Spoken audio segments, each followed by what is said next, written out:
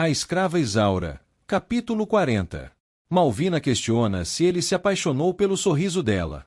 Isaura a elogia, mas a Sinhá diz que não se deixará comprar com elogios. Malvina relembra que Isaura é apenas uma escrava e que sua mãe também passou por isso com Josefa, a mãe de Rosa. Isaura diz que nunca se deitou com Leôncio e que jamais fará isso. Malvina ameaça, dizendo que, se acontecer alguma coisa entre escrava e seu marido, quebrará dente por dente de Isaura. André elogia a comida de Miguel e diz que o que mais queria era casar. O açougueiro responde que só pensa em libertar sua filha, mas que pode sim se apaixonar depois de libertá-la. O sargento bate a porta e Miguel esconde André atrás do armário, limpando todas as pistas de que o negro está ali. O sargento conta ao açougueiro que recebeu uma denúncia de Leôncio dizendo que há um negro fugido em sua casa. Miguel responde que não há ninguém além dele mesmo. Francisco diz que avistou o negro indo nessa direção. O sargento declara que eles farão uma busca. Malvina diz que não acredita mais na escrava e que deveria ferir seu rosto. Isaura responde que prefere morrer a traí-la. A Sinhá questiona se Leôncio continuaria amando-a caso ficasse horrorosa, mas a jovem afirma que nunca a trairia. A Sinhá manda que Isaura fique de joelhos para machucá-la, mas, depois da crise de ciúmes, cai em si e pede desculpas à escrava. Isaura diz que não há o que perdoar e a abraça. O sargento não encontra nada, mas Leôncio diz que deve haver um esconderijo. O sargento fica cismado com o armário, e Miguel o abre para que ele possa averiguar. Violeta chega pedindo ajuda ao sargento, pois Martinho e Belchior estão brigando no bordel. Leôncio não dá a mínima para a situação, mas o oficial diz que o trabalho está encerrado e pede desculpas a Miguel pelo incômodo. Antes de sair, o sargento avisa Leôncio para não tocar em Miguel nem em suas coisas. Isaura ajeita a coberta e dá um beijo em seu padrinho. Ela apaga as velas e sai do quarto entristecida. Gabriel diz que não é mais criança para que o proíbam de sair. A mãe e a irmã condenam a ideia de ser garimpeiro, mas ele avisa que partirá amanhã à noite. Gioconda e Tomásia se entristecem. No bordel, o sargento impede que Martinho atire em Belchior e pergunta o que aconteceu.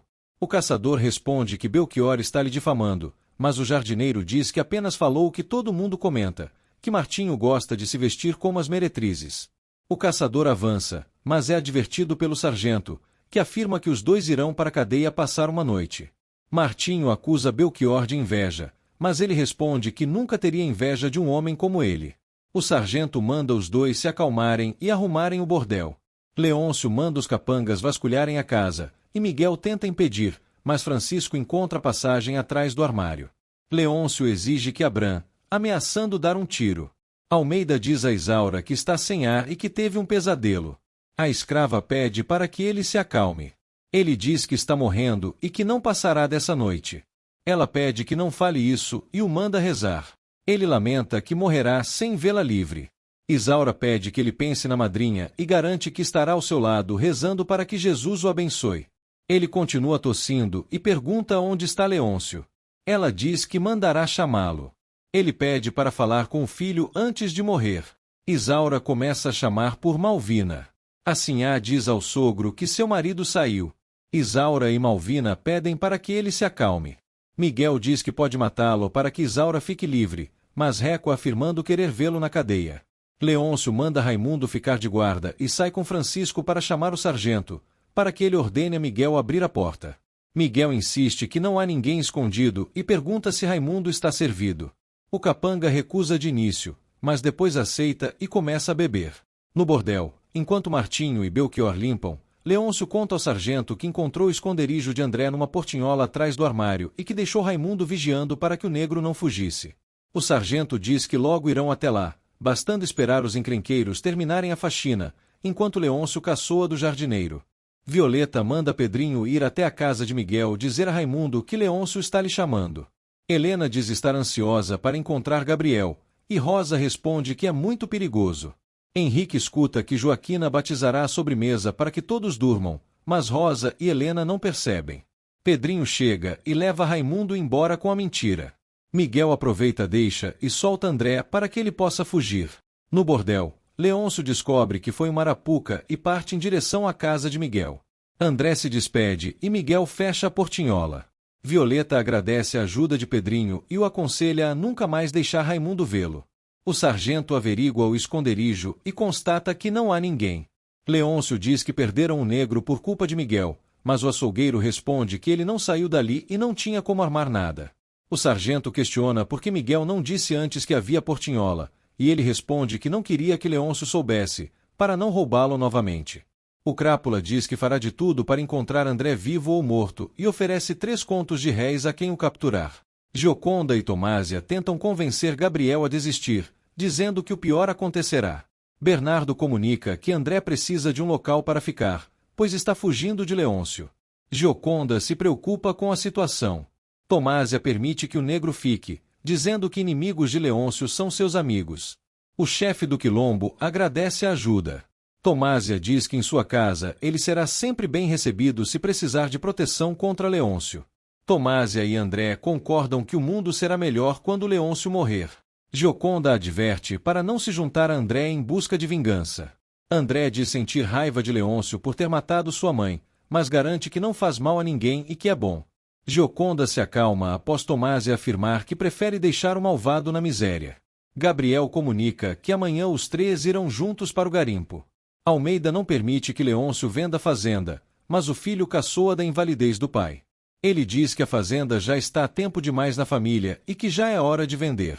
Afirma também que, quando vender a fazenda, rasgará a carta de cismaria que o rei de Portugal entregou ao bisavô de seu pai em 1704.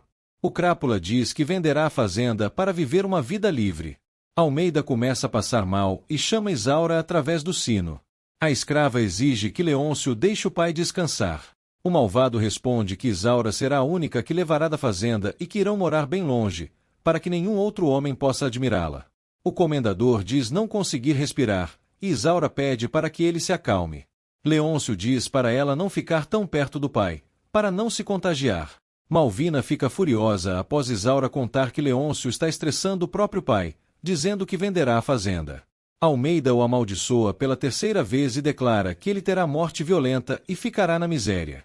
Malvina o retira do quarto para que não estresse mais o sogro. Isaura pede para o padrinho se acalmar e começa a ler a Bíblia para ele. No corredor, Leôncio diz que as pragas de seu pai não assustam e que viverá uma vida de luxo como nenhum de seus antepassados viveu. Ele afirma que a esposa é aborrecida e enfadonha. Malvina condena as atitudes hostis do marido, mas o crápula diz que são apenas dramas do pai para convencê-lo a vender Isaura. Malvina insiste que ele está realmente morrendo, mas Leôncio só se importa com sua futura vida de luxos.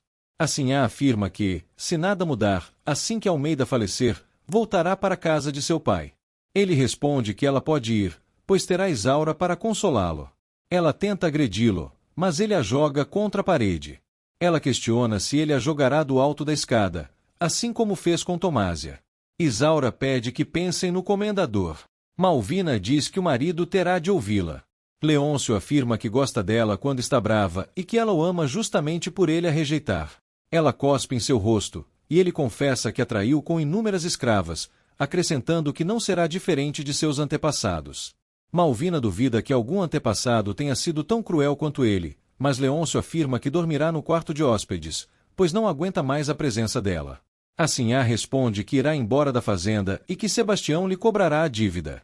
Ele retruca que fará de tudo para não pagar e que, se for preciso, quitará a dívida com a hipoteca da fazenda, e posteriormente pagará a hipoteca com a próxima safra de café. Malvina responde que ele perderá a próxima safra, pois o cafezal está infestado de pragas. Ele diz que venderá tudo, investirá uma parte e esbanjará a outra na Europa. Por fim, afirma não aguentar mais ouvir a voz dela e lhe deseja uma péssima noite. Rosa diz que não sabe o que fazer depois da visita de André. João e Joaquina aconselham a escutar seu coração e afirmam que, se ela está acostumada com a vida na Casa Grande, o melhor é não ir para o quilombo. Ela responde que virou Sinhá apenas para que André lhe desse atenção, mas não conseguiu. Joaquina diz que, do mesmo jeito que ela gosta de André, ele gosta de Isaura. Rosa afirma ter sido a primeira mulher da vida dele. Os negros respondem que ela não o levou a sério e que agora será difícil André esquecer Isaura, pois ela é uma boa moça. Rosa diz que queria ser Sinhá, ganhar sua carta de alforria, ser rica e se casar com André. João caçoa, e Joaquina afirma que ela conseguirá quando tiver a mesma idade que ela.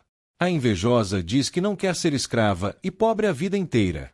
Almeida diz sentir dor na alma porque sabe que Leôncio cumprirá o que disse. Isaura pede para que ele se acalme e pergunta se ele se lembra da festa que sua madrinha fazia quando acabava a colheita. Ele responde que sua esposa sabia organizar festas. Eles relembram quando Dom Pedro II esteve por ali. Isaura conta que amava ouvir as histórias da madrinha. Almeida diz estar com falta de ar, e Isaura pede para que ele se acalme. Ele afirma que não resistirá até o amanhecer, mas Isaura diz que já amanheceu.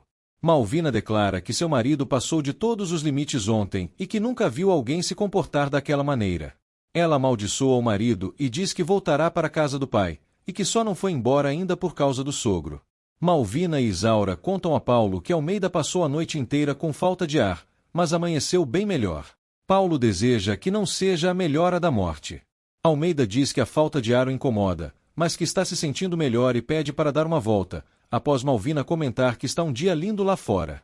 Isaura diz que ele não comeu quase nada, mas ele responde que quer passear e ver a fazenda, nem que seja pela última vez.